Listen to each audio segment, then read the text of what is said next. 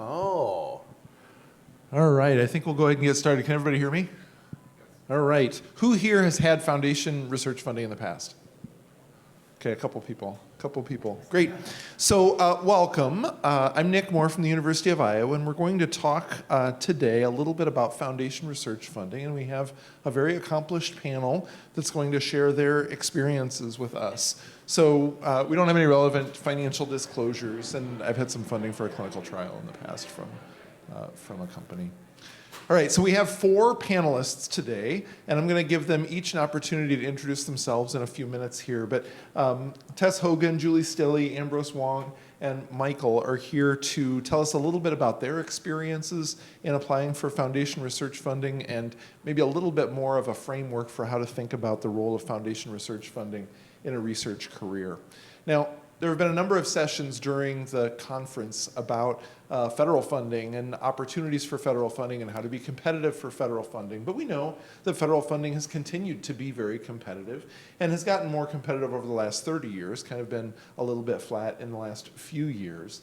But it's not the only organizations that fund research in emergency medicine. This is a graph that shows over the 2010s here who it is that's funding research. And we're often talking about federal research funders. We know that industry funds the, majority of biomedical research right now. Of all the money that is spent on healthcare in the United States, the minority of that is research funding.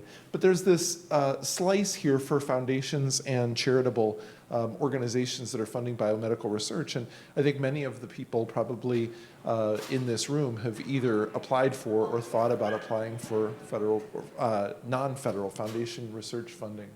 So where do these contributions come from? This is sort of interesting because this is something that's really developed over the last 20 years as foundations in the United States have expanded. Now there's $500 billion of charitable contributions in the United States every year. The majority of that doesn't go to fund biomedical research, but if you look here, there is actually a portion of this that funds work that people in emergency medicine might be doing. Some of that is research funding, some of it is funding for human services and for other things. But this is a slice of funding that plays a role in many investigators' careers. So where do you find out about foundation research funding? Probably all of your institutions have access to databases that you might use. Pivot is one. That's one that we have available at my institution. And it has all kinds of different funding sources and what the priorities are for those funding sources. You probably have some way, maybe through your biomedical library, to search for some of those funding sources and understand where you might find alignment. At the University of Iowa, in our Division of Sponsored Programs, there are people who will help you use those resources, but then find access to foundations that might have a mission that aligns with the work that you want to do.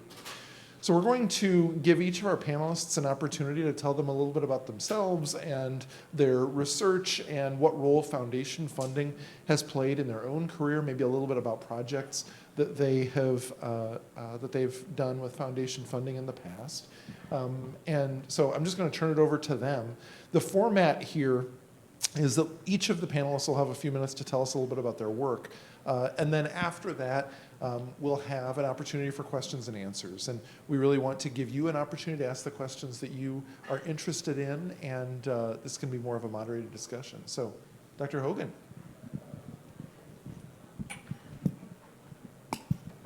Hi, everybody. So they asked me here because I think I've had quite a successful career getting philanthropic funding. And it started with tens of thousands of dollars, and then we did good things in view of the funder with that money.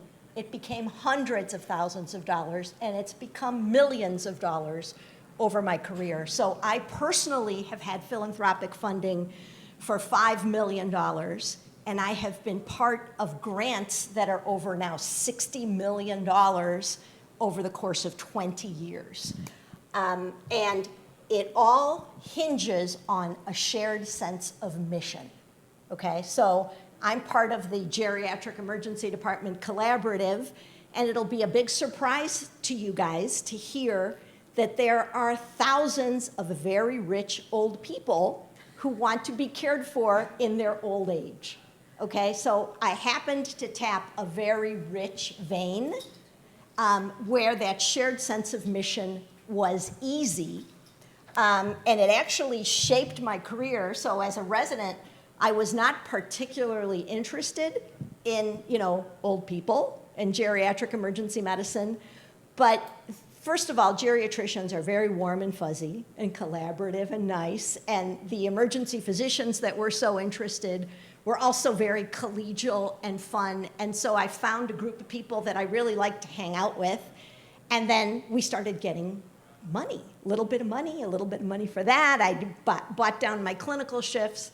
It worked out very well.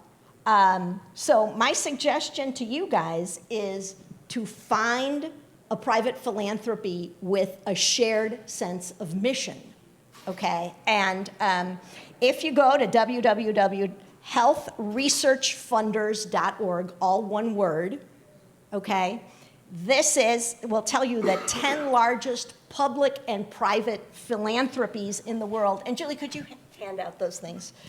So I'm sorry I wasn't able to get it, my slides uploaded. There was some problem with it. But it talks about how you can find funders, and you can Google what you're interested in. So it either breaks down into population groups or subgroups or disease entities. Okay, so if you're particularly interested in diabetes, there are dozens of foundations that do diabetes. And it becomes, you get in touch with the program officer who is interested in whatever you're doing, and you say to them, I've got an idea for something. They'll say, well, this year we've got, I skipped this.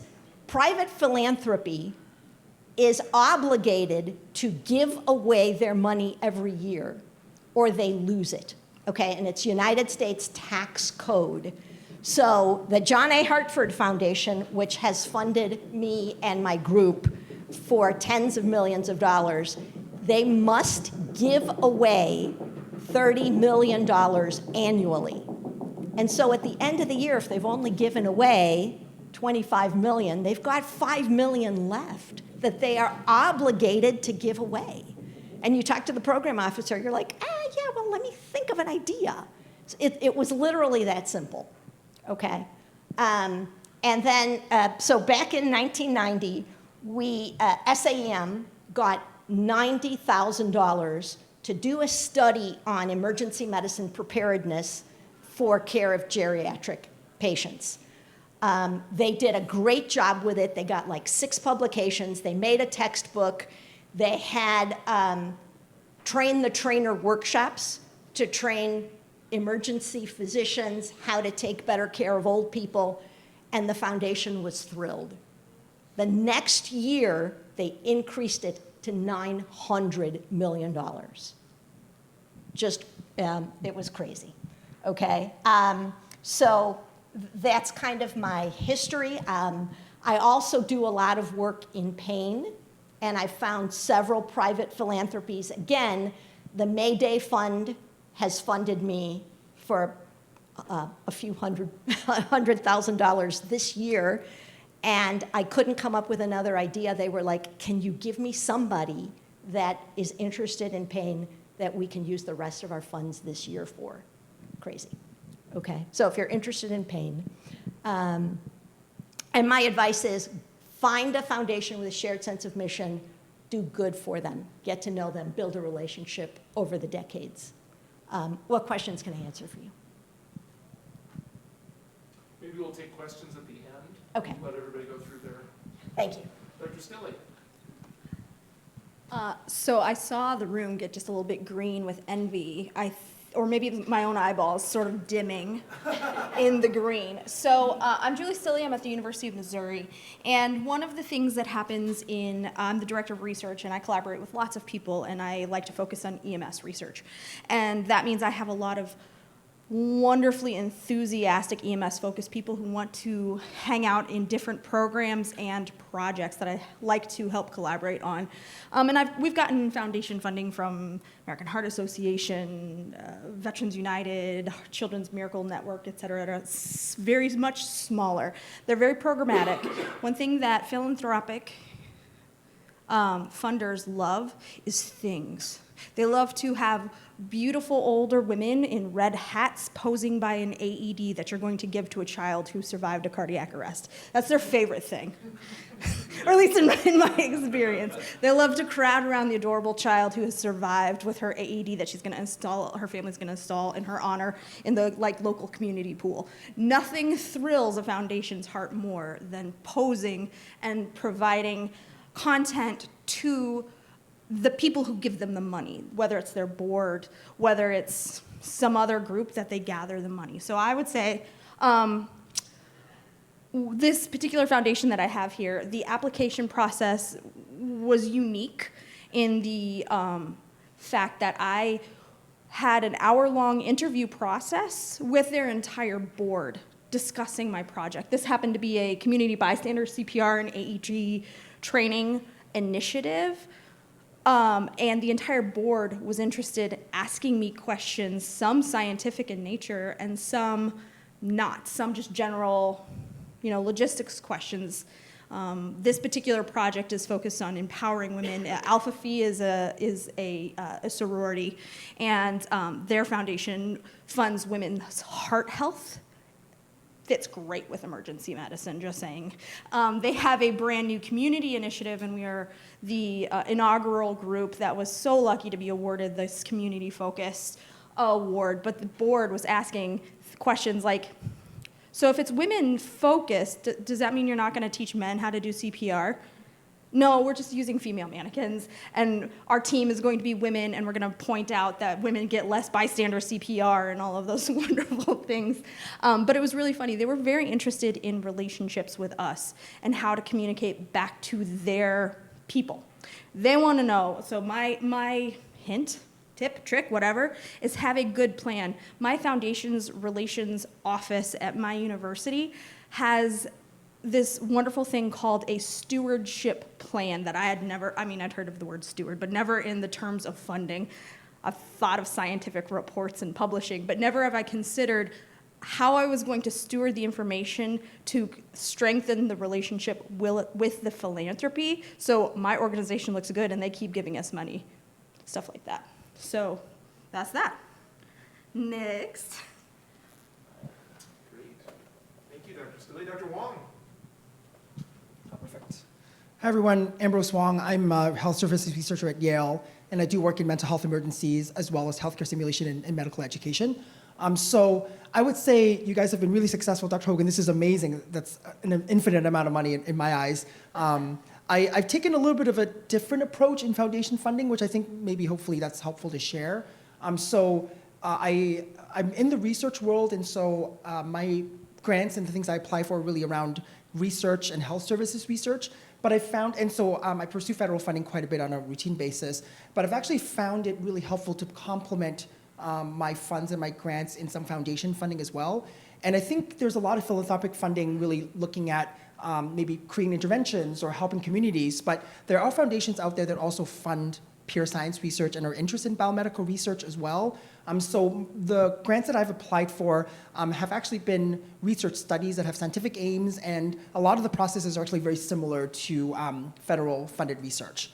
I think the only caveat is that each foundation has their own idiosyncrasies and rules around the application package and how when they want to do it and things they're interested in, and things like specific aims and the science are not going to be exactly the same. So you do have to learn a little bit of sort of the practice and the culture of the different foundations and get to learn a little bit about what they need. I found that to be really, really important. So I had a small education grant from the AMA Foundation, and then I also had a career development award from something called the Patterson Foundation, which actually funds career development scientists in the Northeast region. And then I recently received the PCORI Award, which I didn't realize was actually not federal, if PCORI's in this weird limbo space where it's approved with Congress money, but it's actually a nonprofit.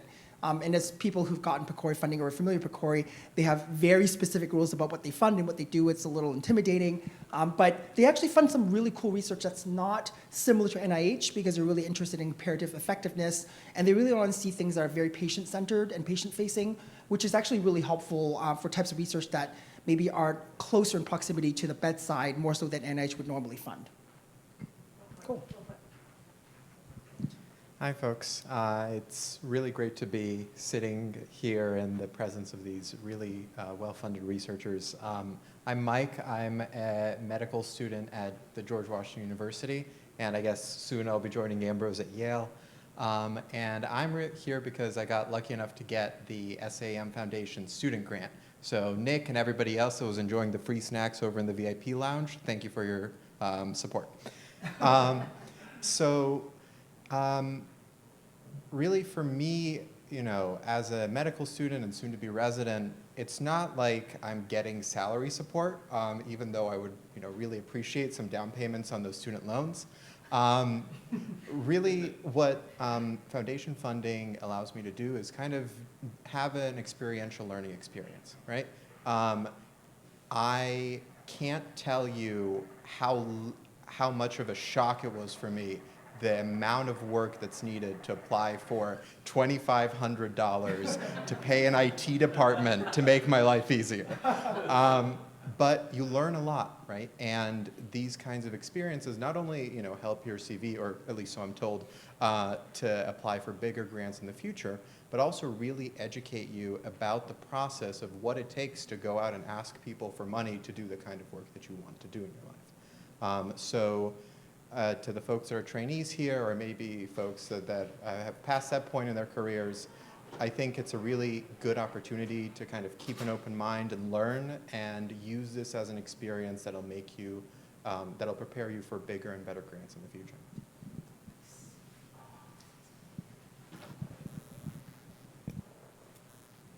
Great, thank you. We'll open it up now for some questions if there are people in the audience who want to learn from some of our panelists.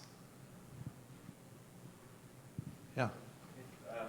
My name is David Barton from the University of Pittsburgh. Thanks for you guys being on the panel today. How did you guys identify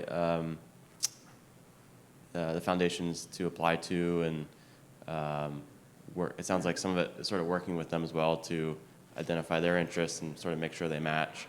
But mostly I'm sort of interested how you had found the foundations that were appropriate for you. So the issue was, our development foundation at University of Chicago, no offense to these people, helped me not at all. Like, I would say, do you have anybody who's, funding pain projects? They gave me nothing, okay? So literally, I Googled pain foundations. And like a sales rep, I did cold calls and emails. I was like, I hear your foundation is interested in pain. Pain in the emergency department is a really important subject. Would anyone be willing to talk to me about this? So it was really hard, but once I hit some pay dirt, then I cultivated those relationships. So Google searches, word of mouth, working with other people who have philanthropic research. And my husband happens to be the CFO of a large company, so he thinks in dollars and cents. And he said, what is the pay line at the National Institutes of Health? It's like 8%, okay? What is the pay line at the John A. Hartford Foundation? It's like 85%. So I found private philanthropy is just a gold mine. You do have to learn what they want and how to ask, but once you get that down, I will write a grant. It takes me a long time to write a grant, 8 or 10 months to write a grant, but then I have an 85% chance of funding instead of, the NIH. Okay, I'm sorry, did I answer your question? Yeah. Okay.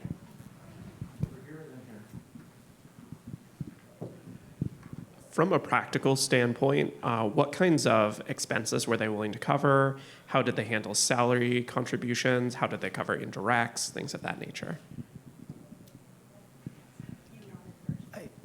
I guess I can start. That's a really good question, and each foundation will be slightly different. I think in general, I don't know if you guys have that same experience, but in general, foundations are much less likely to cover indirect costs. They might fund it for a certain amount, or they may say flat out they won't cover it. I know SAEM Foundation doesn't have any indirects, for example. I think they've set that straight up. So that is something that you have to negotiate with your institution. For example, we applied for a Pfizer grant, and they said we only give 10% indirects. And actually, Yale, as an institution, had a big problem with that because they're actually not nonprofit, technically, and so they expected a certain amount. So there is a little bit of some nuance to that, but I guess my feeling is not to belabor that point right off the bat, but maybe to think a little bit about your science and what you're interested in and try to find some resources. Because I think there will be a little bit of some trial and error at the beginning where you're just trying to figure out is it a good fit. And some foundations I found to be a little bit harder to read until you really get to know them and they trust you. So you have to try a little bit to sell yourself, I feel like, in my experience. I don't know if you guys agree. Yeah, I've seen that. It varies, obviously, every foundation. Once you've seen one foundation, you've seen the one foundation. But some don't cover salary at all, and they are much more interested in funding other things. But to the point, think about the value of the work that can be done. I often see foundation funding as an excellent jumping off point for potentially riskier work, or getting pilot data that's going to really improve, flesh out a story, and maybe answer the question that you just didn't quite have enough funding to do, but that last question you really wanted to know. It can really help.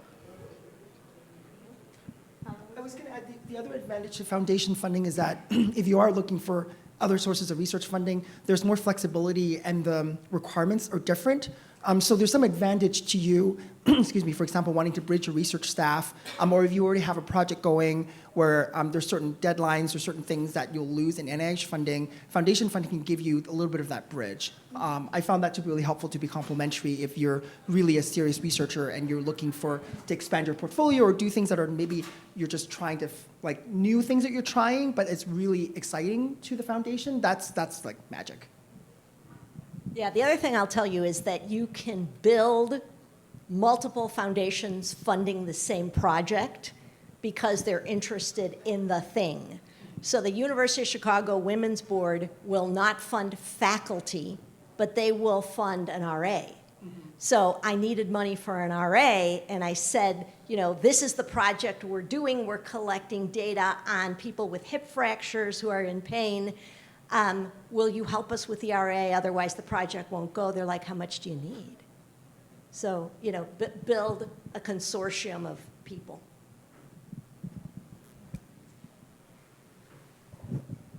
Thank you. That was great. My name is Ramu. I'm at Brown University.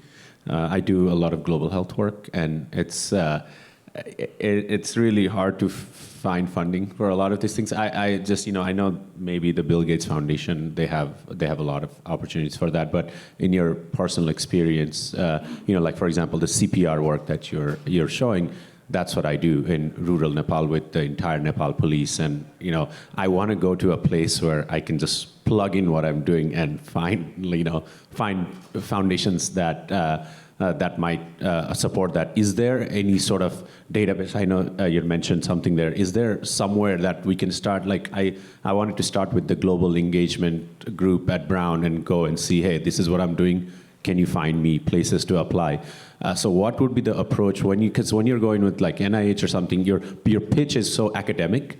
Is there a difference in the pitch to these foundations? And yeah, how do you go about that? And specifically on the global side of things, if you know. Thank you. Sounds like you tagged me. Oops. Sounds like you tagged me first. I will answer your first question. Dr. Mohr presented a wonderful tool that your university, I'm certain, already has, is Pivot. Have you looked at that? Have you gone through it? Somebody train this man how to use Pivot funding, because it can filter funding mechanisms of where you want the research to be. So not only like where are you located, but also where is the research work going to take place. So those databases like that are invaluable to you. And the second question totally flew out of my brain because I'm an EMS researcher. So that is gone now, and I'm going to pass it to somebody else who is a better listener than me. I was just going to say, I know this talk is about foundation funding, but NIH does fund a lot of global health research, so a ton, and actually they have a big push for it. So you may just have to try to find the right institute and right mechanism for it, and find a disease. Unfortunately, NIH is disease specific.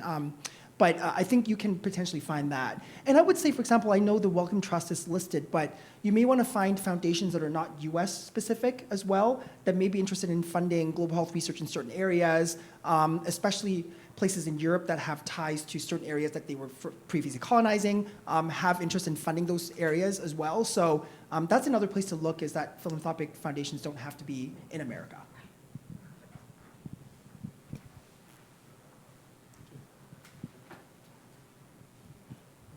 Hi, Priyanka Vakalanka from the University of Iowa. I had a question. So I heard that you were saying that you really want to find out the different goals or what each foundation wants as part of this. But I was wondering if you could comment on, across your experiences, if there was any situation or interference from from what you would really like to do and the science of it, and some kind of objections or the involvement in the process of your work to the publication? Okay.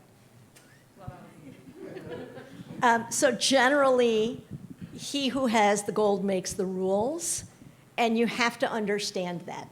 So if the philanthropy is not interested in a specific topic area, they will not fund you for it, and they're private.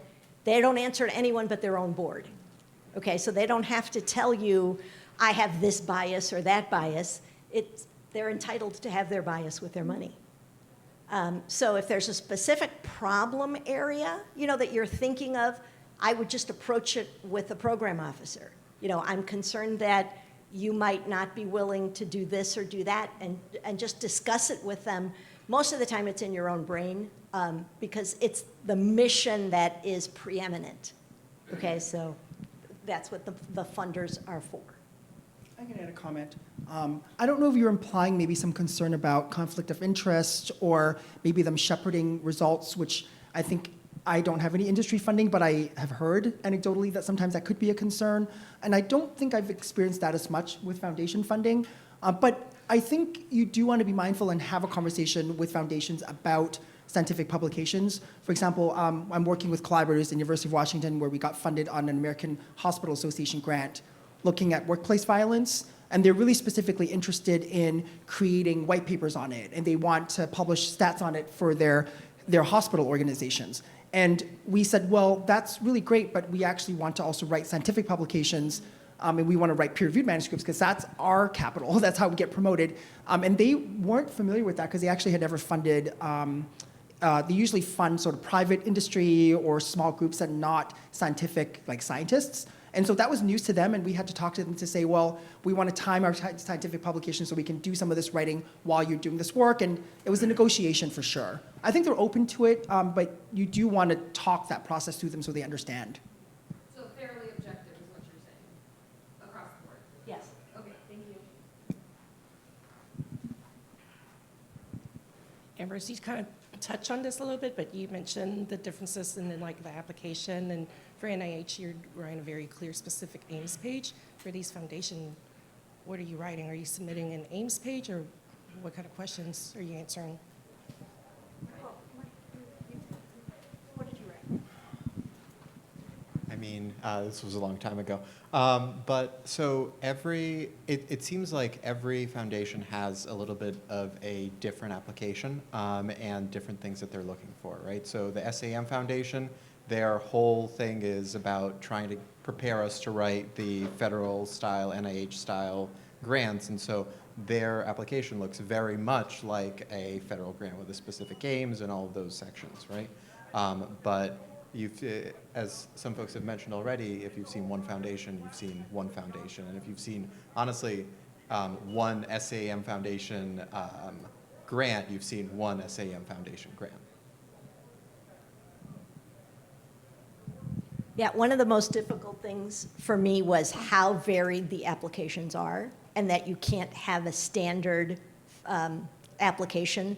So Linda Emanuel, who's one of my mentors at Northwestern University, had like a machine where she worked in palliative care. And it was all, like, we can write a palliative care grant for any foundation at any time. She had like people that would just grind them out once the RFA came out. And she would put out 4 or 5 applications a month. And, it got this whole foundation at Northwestern running for decades in that vein. So be adaptable and have like your standard template. This is my idea for, whatever it is your idea is. Okay, so how to address pain in the emergency department. And then I looked at 5 or 6 different foundations and kind of wrote the same grant. And, a couple people liked it, a couple people gave me negative criticism that I was able to turn around. So just be very malleable.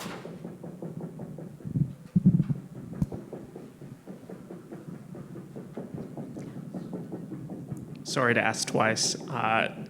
Just generally, it sounds like there's been some overlap in that generally most funding sources on the federal side will not consider something that's currently under submission to other organizations, things like that, kind of similar to scientific publications. It sounds like that's less of an issue with foundations, and duplicative funding is less of an issue there as well. Yeah, I think you're right. I think you hinted at this, you alluded to this with your work too, but I did submit basically the same project to multiple foundations, but you do have to tailor the project to the foundation, of course, to make sure that it's in line with their work and to make sure that they feel like there's something they want to fund. But the scope is very similar, but I asked, you can't ask for the same item from multiple foundations, but you can have them fund certain portions of your work that the other foundations are either unable to fund or that you don't have enough money for, which again was really great because then it's almost a little bit like a supplement for your larger grants or your projects, which I found to be really helpful. So yes, you can morph basically the same project or maybe a larger scope of project, but tailor it for different foundations. Whereas with NIH, if it's the same aims and the same scope, you absolutely cannot have them simultaneously with other federal agencies. I think I currently have 3 applications open under review for different numbers of the same thing. Like the work will be the same, but like because of the budget constraints with whatever foundation, which was local to the problem area, like they knew that I was needing X amount of things and knew that I was going to be seeking funding from other places. So while the work is not necessarily identical, the goal is the same. And sometimes one foundation being in on your project means the second foundation is more likely to be in. If you say, I got $50,000 from these guys to do this, I need another 10 to complete the project, they're much more likely to give you the 10. Hi, Alex Limke from Duke University. You mentioned indirects as being an issue sometimes with foundation funding, and it sounds like you've somewhat made a career out of foundation funding. I'm curious how your institution, particularly like chairs and deans, have you ever felt pressure from them to go after federal dollars since you've already had some initial success with foundations given their propensity, let's say, for indirect funding? So here's the issue, is the University of Chicago loves indirects, right? But they've got billions of dollars in some, under their bed somewhere. If I say to them, I have just scored $500,000 from the Mayday Foundation, but they don't give you indirects, they're not going to say no. They took the $500,000. Does everybody here know what indirects are? Is there anybody that's confused by that term? Okay. But they haven't said, that's great, now take that and move on to chasing some of those federal dollars since you've already had this success. So my chair said, it's lovely that you've gotten millions of dollars for this, that, and the other thing, but, real researchers provide us indirects. And it kind of like, in my chair meeting, I was like, happy to have you keep getting these $500,000 grants. yeah, I was like, well, I'm so sad for you, but I'm okay. Sure, it's fine. Just curious about that conversation. Can you talk a little bit more about the relationship or the communication that you had with project officers before you submitted your grants? We often advise people that for NIH funding, when you have an idea, you should be kind of on the phone and be sending an Ames page. Can you just talk a little bit to that issue because, and the extent to which it was similar or different from other federal funding sources?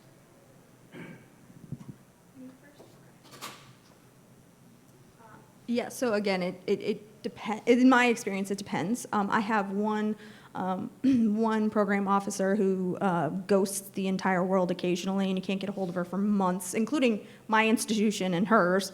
I don't know where she goes. She must have a very active, personal life. I don't know. Good for her. But then I have another one that I can text her and be like, "Sup, Alex? How's your day?" And she's fantastic. And so I didn't necessarily reach out prior to applying.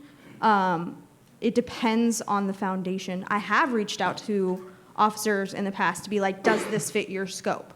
This is my thoughts were you thinking this? But definitely not to the extent that I would like an NIH program officer. Yeah, I'm on a first name basis with multiple program officers, know the names of their kids and their little dog Spot and stuff. So it is a personal relationship over time. And, just like any relationship with any one of your colleagues, you need to build it. You need to, number one, do what you say you are going to do. Do not overpromise and underdeliver. Do the opposite. I was going to add, I think some of the more seasoned investigators that have become my research mentors that have gotten federal funding, they have also gotten to know their program officers on a first-name basis. From NIDA, like our previous chair, Gail D'Onofrio, she knows all the NIDA program officers by their first names. And I think she's had years and years of success and a relationship built with the Institute, just like it sounds like you have. I think the more junior folks like us that start this work won't have that relationship built right off the get-go. And I have found it a little challenging at times, especially with, I think, foundation officers where either they're a little more cryptic or they're harder to get because they probably are not funded full-time to actually respond to all your emails. And I also have found that sometimes they're not totally sure about all the rules either because sometimes we ask very specific things about do you want this in this section? And they're like, let me get back to you on that. So I think it's a learning process because foundations don't do this day in and day out on a regular basis either. But I think you can still ask questions, and it doesn't hurt, even if the officers are lukewarm, it doesn't necessarily mean that they won't ultimately fund you. So don't lose hope on that. Once you do get a grant and you build a relationship, I think that's how it starts and becomes someone successful like you. I think you do have to try a little bit and don't give up hope. It doesn't necessarily mean that they're not interested in funding you. I will also say one really quick thing. I mean, I don't know if the SAEM Foundation has program officers. They definitely didn't reply to my emails. But the one thing I would kind of encourage folks to do is usually at your institution there will have been other people that want to get this kind of funding. Foundations are more likely to take riskier bets and to fund things that are a little bit off the beaten path.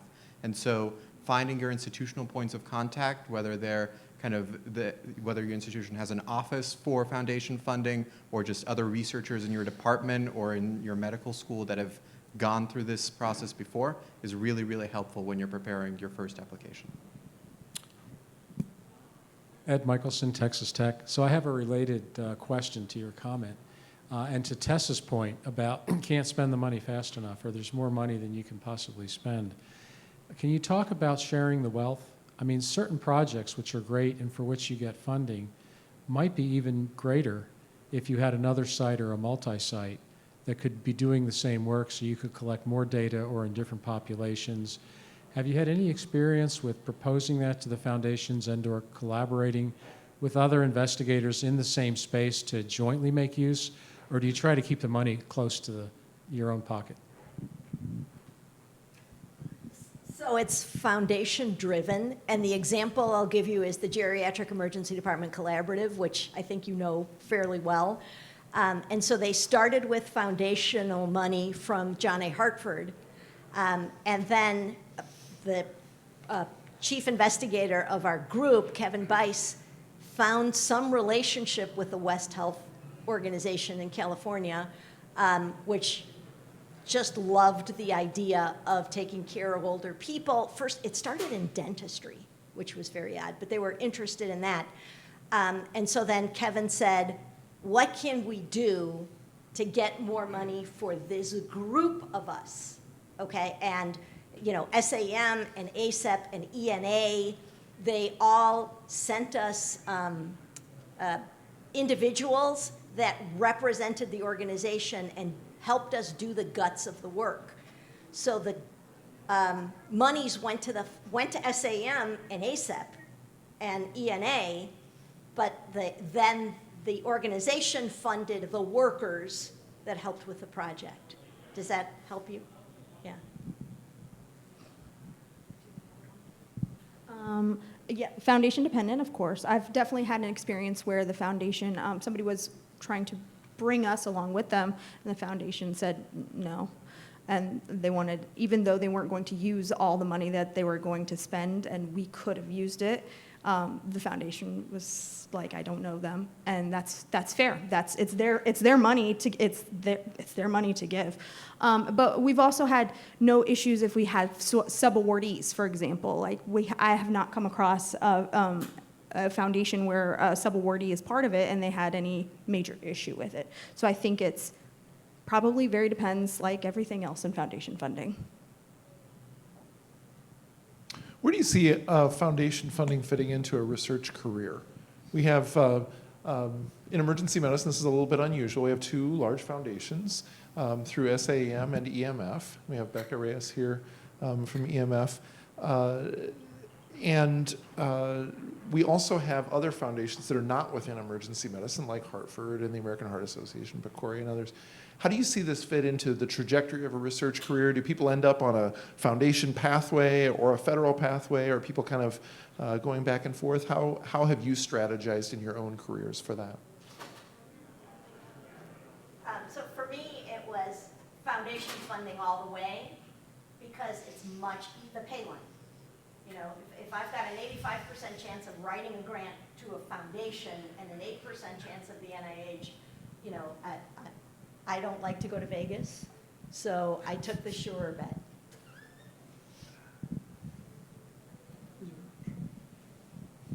I mean, I think it's just a question of who has a bucket of money that you can tap into, right? And if right now it's a foundation and tomorrow it's the NIH, then there's nothing that's preventing you from going there and then to the NIH and then back again. So it's really just where do you see your chances of success being the greatest? I think the only thing I was going to add is I think earlier in my research career, I started out with small foundation awards because they're smaller, they're easier to write, and especially I started out in medical education, and so federal money just doesn't really, you know, fund that type of work. And so I think that actually then started the process of knowing how to write grants and getting a little bit of money, which helped pay for a research assistant or get some little bit of work, and that then helped me write publications and move on. So actually, I think foundation money probably is sort of the base, like could create an infrastructure for you to get bigger awards. But then you can potentially sort of tailor both or, you know, balance it. I mean, we're very fortunate that we have both EMF and SAEMF to help folks like us try to get started in research. A lot of fields don't have that. So I know a lot of us in places I've worked and colleagues I've worked are really grateful and have got EMF and SAEMF funding that had led them on to getting federal funding. So that's a big key. We're very lucky to have that. All right, we're down to the last 2 minutes. So are there any other questions from the audience? If not, I'd like to thank our panelists for a great discussion and also our audience members, because I think that this dialogue is more useful. So thank you, everybody.